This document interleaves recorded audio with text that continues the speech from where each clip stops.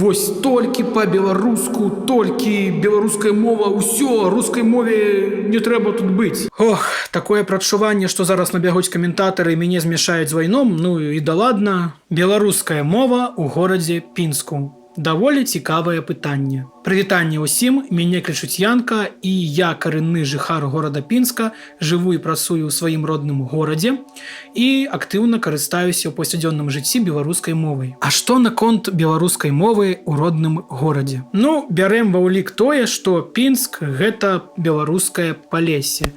У нас, як такавой, чыстай беларускай мовы амаль не чутна ад людзей. А ўсё чаму? Таму што ў нас, у прынцыпе, большасць людзей альбо гаворыць па-руску, альбо карыстаецца дыялектам. Там ходылы, былы, прыехалы, такі змешаны з украінскай мовай. Я люблю дыялекты, але мне, як чалавеку, які вывучаў, напрыклад, беларускую мову толькі ў школе і асобна сам практыкаваўся размаўляць на ёй, а вырас я ў рускамоўнай сям'і, даволі цяжка размаўляць на дыялекце. Я не лічу сябе самым галоўным беларускамоўным чалавекам у Пінску, але ў прынцыпе у мяне вельмі няшмат, а можна сказаць, амаль няма тых знаёмых з роднага гораду, якія актыўна карыстаюцца беларускай мовай. Якая рэакцыя жыхароў на беларускамоўных людзей? Ну, пачнем з таго, што ў нас две дзяржаўныя мовы, і я ні ў якім разе не стаўлюся радыкальна да таго, каб вось толькі па-беларуску, толькі беларуская мова, усё, рускай мове не трэба тут быць. Не. Але бываюць моманты, калі супрацоўнікі банка, аптэк, крамаў не разумеюць нават простых рэчаў: цыгарэты,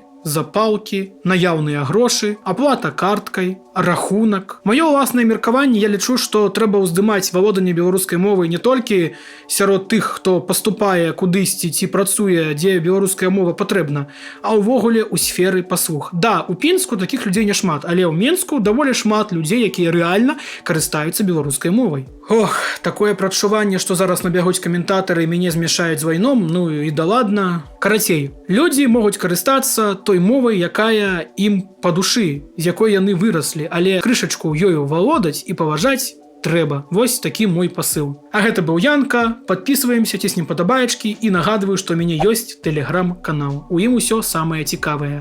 Да сустрэч у новых відэа.